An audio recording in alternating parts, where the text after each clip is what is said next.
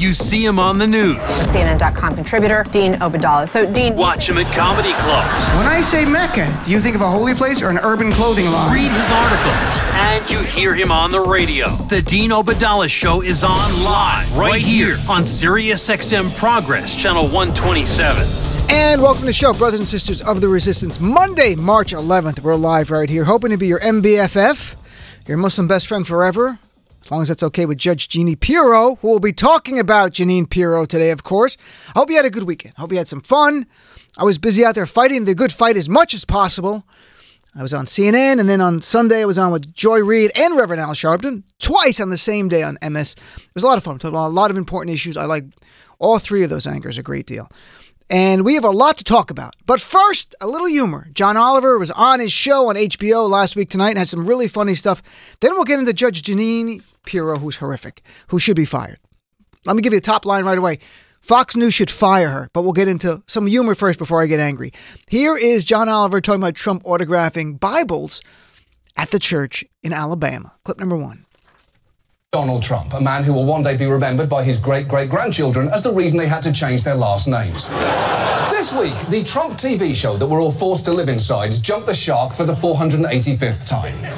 The president and the first lady stopped in Alabama. That is where they toured some of the damage caused by tornadoes that killed 23 people.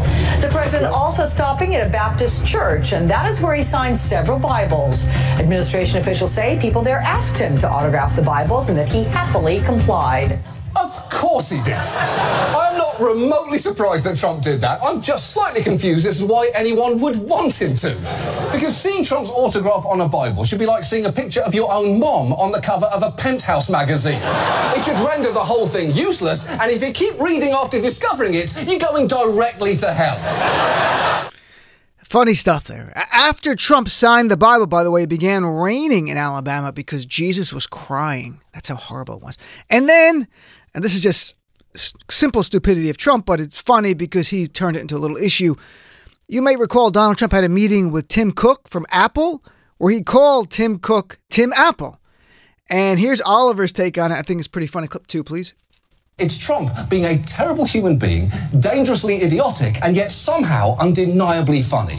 And it actually happened again on Wednesday when he said this to Apple CEO Tim Cook. You've really put a big investment in our country. We appreciate it very much, Tim Apple. Yeah. He called him Tim Apple. Which, yes, it's ridiculous. But also, of course he did. Because as far as Trump knows, all companies are inherited. How else would a person become CEO unless his father, Fred Apple, had founded a company using the family name and eventually handed it off to his son, Tim Apple? Isn't that how all businesses work? Look, Trump made a mistake at the thing. It's funny. Trump all weekend whined about it it was reported to different events, and then today tweeted about this stupidity, saying at recent roundtable meeting of business executives, and long after formally introducing Tim Cook of Apple, I quickly referenced to Tim and Apple as Tim Apple, as an easy way to save time and words. The fake news was disparagingly all over this, and it became yet another bad Trump story. So he tweeted today, that sounds like a parody, but that was really his tweet, saying that he called him Tim Apple to save time because saying Cook is too much work. So instead of saying Tim Cook from Apple, he goes Tim Apple, which actually is fair because I have also, to save time and to talk about what Trump really is, instead of calling him Donald Trump, I call him Donald Convict because that's where he's going to be. So that's the insanity and some fun stuff. Now the more serious stuff. Saturday night, Donald Trump's BFF, Judge Jeannie. It's a Jeannie Pirro, who's just horrible, who's always angry all the time for no reason. And by the way, let me out her. She's not Italian. She's Arab American. I'm also Arab American. The reason I know she's Arab American because I've been at an Arab American event where she was honored a few years ago before she was completely insane. And she's Italian. Her husband was Italian. That's the name Pirro. But she's Lebanese Christian. And sadly, some of that community has some animus towards Muslims. And clearly, Jeannie Pirro does. So if you don't know what happened, is that on Fox News Saturday night, Jeannie Pirro, on her show, thought, I've got to go after Representative Omar because to Fox News viewers, she is like a perfect storm of things they hate. She's black, she's Muslim, and she's an immigrant. Together, oh my God. And Jeannie Pirro figured this kind of woman, she's of color, she's an immigrant, she's Muslim. I could say anything I want. No one's going to get upset because nobody cares about those people. Because that's what they are to Fox viewers. They're those people. Muslims, immigrants, black people. They're those people. So she went after Congressman Omar's loyalty. But let's be blunt. When you listen to the comment, it's not about Congressman Omar. Jeannie Pirro is on Fox News telling the Fox News audience something they've heard countless times before, which is true because I've written about it. So she must be surprised she got a backlash. But what she's telling them, it's not just Representative Omar. What Jeannie Pirro is saying, and I'm telling this as a Muslim because I've heard it countless times over the years on Fox News, she's saying if you're a practicing Muslim, you cannot be a patriotic American. This is not dual loyalty. This is no loyalty. That you're not loyal to this nation. Same way JFK could not be loyal to this nation because he was a Catholic. And in 1960, when he ran for president, I had to address that directly. So let's play the clip of Jeannie Pirro talking about this issue. But again, folks, listen carefully. This is not just about Representative Omar. This is about me and every other Muslim in this country, that we are foreign, that we are somehow not patriotic, that we don't believe in the Constitution because of our faith. This is a dangerous trope. It's the most vile thing, and she should be fired for this. Absolutely fired. There's no place for this in 2019. Here's clip number 3. This is not who your party is. Your party is not anti-Israel. She is. Think about this. She's not getting this anti-Israel sentiment doctrine from the Democrat Party. So if it's not rooted in the party, where is she getting it from? Think about it. Omar wears a hijab, which according to the Quran 33:59 tells women to cover so they won't get molested. Is her adherence to this Islamic doctrine indicative of her adherence to Sharia law, which in itself is antithetical to the United States Constitution? And later in the show, she said about Representative Omar, I think that this is a Sharia adherence behavior, and it is somewhat disturbing if someone that is Sharia compliant, do we know anything about that garbage, on and on and on. And by the way, she cites the Quran. That's apparently the Quranic interpretation in the Quran in the Fox News gift shop.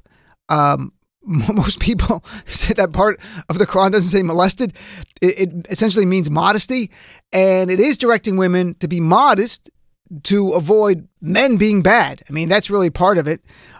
So that part is molested is their own choice of words. But in any event, so the result is here, when you listen closely, she is saying that Muslims are somehow adherent to Sharia and not the U.S. Constitution. That's what she's saying. And that's really interesting. There are 5,000 American Muslims right now serving in our military. There are Muslim Americans buried in Arlington National Cemetery, including, as we all know, Captain Humayun Khan, whose father and mother spoke the DNC. I'd like Jeannie Pirro to tell the families of the U.S. soldiers who have made the ultimate sacrifice for our nation that they're not patriotic because they're practicing Muslims. There are 1,000 Muslims serving the NYPD here in New York who are protecting citizens of all backgrounds. I'd like her to tell them, who risk their life every day for all of us here in New York, that they're not patriotic Americans. This is dangerous garbage, but I imagine Jeannie Pirro is shocked. That's why she's not apologizing, because on Fox News, because I've written about it, they've welcomed the most vile, despicable anti-Muslim bigots, the Klan, in my view, to Muslims on their network. People like Bridget Gabriel from Act for America, the largest anti-Muslim group in America, denounced by the Anti-Defamation League and SPLC. Do you want to know what Bridget Gabriel has said? She said, a practicing Muslim cannot be a loyal citizen of the United States. That's what Jeannie Pirro was saying, folks. That's exactly what Bridget Gabriel said. She is repeating that. Not only that, Frank Gaffney, another guy of ADL and SPLC, says one of the leading anti-Muslim bigots. He has been on Fox News countless times. He has said that most of the Muslim American groups in prominence in America are known, as a matter of fact, to be hostile to the United States and its Constitution. You see, she's simply repeating the guests they've had on their network. That's why she's stunned today by the outrage. And here's the worst part of this. Frank Gaffney and Bridget Gabriel, who are vile and despicable, have both been welcomed to the Trump White House. In fact, Frank Gaffney was just there in January at a meeting. And Frank Gaffney was advisor to Donald Trump during the campaign.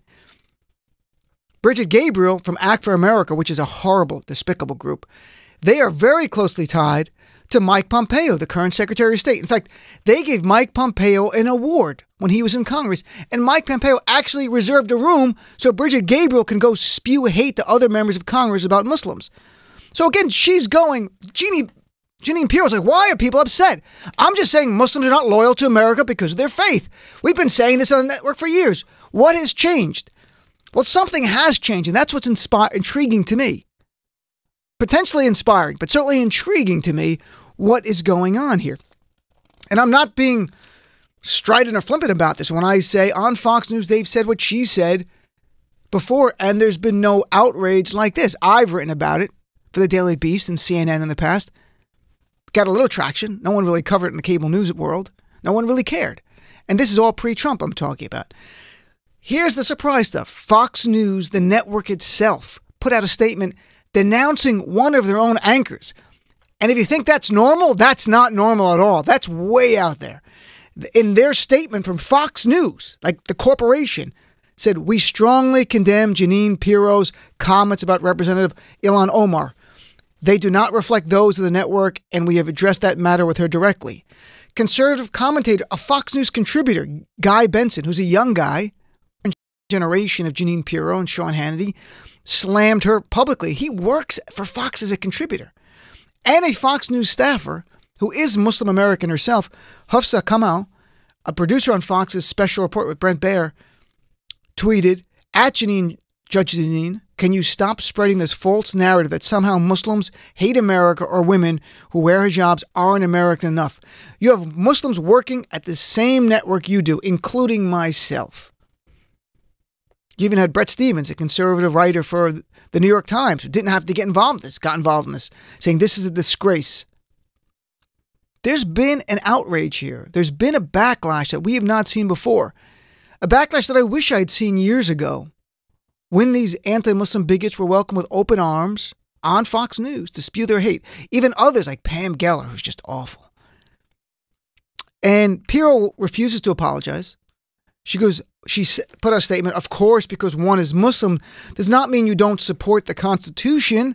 I invite Representative Omar to come on my show anytime to discuss this and be yelled at by me. All right, I added the last part, but she did invite her to come on her show.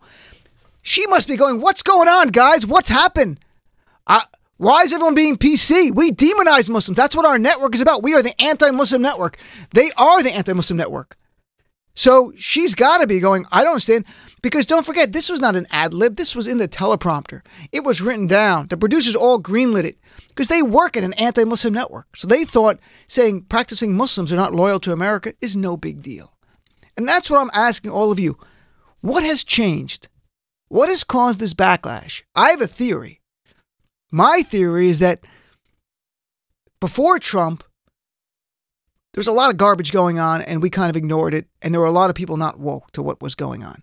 I think in the time of Trump, so many more people are engaged and watching and understand the power of words. They understand when someone is going on TV like Jeannie Pirro and telling the audience that practicing Muslims are not loyal to this country, it could lead to not just demonization, it could lead to discrimination, marginalization, and actually violence. We've seen a horrible spike in hate crimes against Muslims in the last few years, as well as other groups, Jews and African Americans and LGBT community, all tied to Donald Trump. Perhaps that's it. Because I'm not sure what changed things. I'm happy things have changed. I'm happy she's getting the flack she is. And I hope Angela Carusone, our friend at Media Matters, organizes an advertiser's boycott of her show. And I hope nobody who hates bigotry or hate will buy any product advertised on that show. And I usually don't say that stuff, but this is so beyond the pale. This is so vile and despicable. She should be fired. And if she's not, her show should be strangled of advertisers until she's gone. There's no place for this. This is, I'm telling you, one of the worst smears of Muslims you can say, that we're not loyal to this country, that we are somehow a danger to this nation. That's all intertwined in these comments by her. So for me, this is a red line. This is across a red line with her. I never call for people. I'm like, change the channel if you don't like someone. Bill Maher said a lot of garbage over the years. I've written articles. Never once called for him to be fired. Never. Even some of the right, even Sean Hannity, never. Tucker Carlson probably should go, but we'll discuss it later with Danielle Moody Mills. But that's different. I've honestly never really called for people to be fired. This is completely different. This is so vile. This is so inciting hate. And in a time of violence, I mean, I just wrote about it in January. These 3 self-professed MAGA supporters, Trump-loving people, were arrested for plotting a terrorist attack against Muslims in Islamburg, New York, which is 2 hours from New York City. It's an African-American Muslim community that started 1980s to get out of New York and the rat race of our city so they can live a normal life. There's no terrorism there, no terrorist camps going on. If you watch Fox News, though, they keep telling you there is. The police have constantly said that's not true. They've been targeted by people over and over and over because of Fox News. That's the only place ginning up the fear of them. So, Jeannie Pirro, I hope you get fired. I hope you're gone. And you can go work on Breitbart TV or some other Daily Caller garbage where anti-Muslim bigotry is still allowed. But not there. Not on our cable news channels. Not on not the public airwaves. That should not be allowed. That's my view of it. So what do you think, though? Why? I am so curious as to what do you think, and I was on Zerlina Maxwell's show today with Alex Berg was guest hosting, but Zerlina was there too, and we talked about like what caused this change. Why now all these people coming out and denouncing her, even the network itself, denouncing their own anchor. Why? I am happy, but I'm wondering why. Maybe I can take this as a learning lesson. So what do you think? And, you're my guest at the top of the hour. We have Danielle Moody Mills coming up on the top of the hour. We've got, for Bernie supporters, we have the campaign manager of the Bernie campaign, the top of the third hour, and then our friend Raul Reyes from NBC at the bottom of the hour in the third hour. And a lot of good stuff coming up. 866-997-4748. Love to hear from you. Give me a call right here. Let's talk about this and more on the Dean Obeidallah Show. Progressive values are the best of American values, and we need to keep fighting for them to save our country. Don't go anywhere. This is the Dean Obeidallah Show on Sirius XM Progress 127.